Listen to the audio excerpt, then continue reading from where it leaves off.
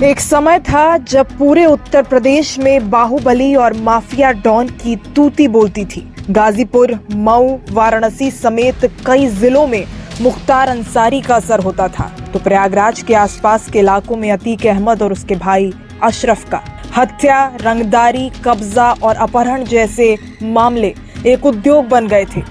लेकिन दशकों तक माफिया राज चलाने वाले मुख्तार अंसारी अतीत हो गए। तो बीते साल पूर्व सांसद और माफिया अतीक अहमद और उसके भाई अशरफ की भी प्रयागराज में गोलियां मारकर हत्या कर दी गई थी। दोनों ही मामलों में कुछ बातें बड़ी कॉमन हैं। वो हैं माफिया, पुलिस, जेल और मौत। अतीक अहमद और उसके भाई की सरेआम हत्या हुई थी और मुख्तार की मौत को लेकर भी सवाल खड़े हो रहे हैं। परिवार का कहना है कि उन्हें धीमा जहर दिया गया था। ऐसा नहीं है कि सिर्फ इन्हीं दो मामलों में माफिया, पुलिस, जेल और मौत का कॉमन कनेक्शन है। 2017 से लेकर अब तक अगर आंकड़े देखे जाएं तो ये लिस्ट काफी लंबी है। अतीक अहमद, मुख्तार अंसारी के अलावा भी ऐसे कई गैंगस्टर्स हैं जिनकी मौत में पुलिस और जेल से कनेक्शन सीधा जुड़ता दिखता है।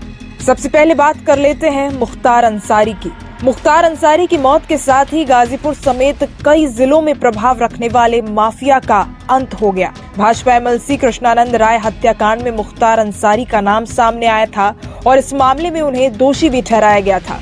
ऐसे जघन्य अपराधों के मुख्तार अंसारी पर कई दर्जनों मामले दर्ज थे। Mafia don Mukhtar Ansari UP police का सिरदर्द बना हुआ था और काफी समय से जेल में बंद था और जेल में रहने के दौरान ही उसने दुनिया को अलविदा कह दिया। इसके बाद आता है अतीक अहमद। इलाहाबाद से सांसद रहे अतीक अहमद का कद एक दौर में इतना बड़ा था कि प्रयागराज से लेकर कानपुर तक उसका असर था। विधायक राजूपाल की हत्या के बाद अतीक अहमद के सितारे गर्दिश में आ गए थे।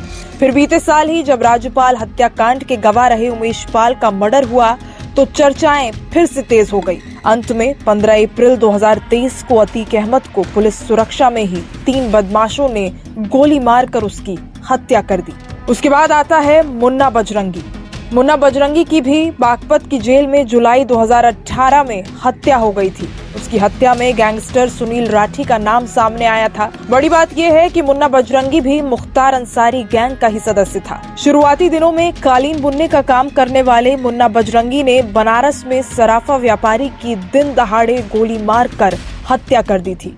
इसके बाद बाहुबली और नेता मुख्तार अंसारी के गैंग में उसने एंट्री कर ली। अगला नाम आता है संजीव जीवा का। मुख्तार अंसारी गैंग से ही जुड़े रहे और पश्चिम यूपी में अपराध का बड़ा नाम रहे संजीव माहेश्वरी उर्फ जीवा की बीते साल जून में हत्या कर दी गई थी। उसकी हत्या किसी सुनसान इलाके में नहीं बल्कि भरी अदालत में हुई थी। उसे लखनऊ सिविल कोर्ट में पेशी के लिए ले जाया गया था। इसी दौरान उस पर हमला कर दिया गया, जिसके बाद उसकी मौत हो गई। फिर नाम आता है विकास दुबे का। अपराध की दुनिया में विकास दुबे भले ही कानपुर और उसके आसपास में बड़ा नाम हो गया था, लेकिन उसकी चर्चा पूरे यूपी और देश में तब हुई जब उसने अपने गांव में सीओ समेत 8 पुलिस वालों की हत्या करा दी थी। ये कांड जुलाई 2020 को हुआ था। इसके बाद विकास दुबे फरार हो गया और पूरे सूबे में लोगों में उबाल था। 9 जुलाई को उसे उज्जैन से पुलिस ने अरेस्ट किया था। फिर 10 तारीख को कानपुर पहुंचने से ठीक पहले पुलिस की गाड़ी पलट जाती है और मुठभेड़ में विकास दुबे मारा जाता है। फिर नाम आता है अनिल दुजाना का।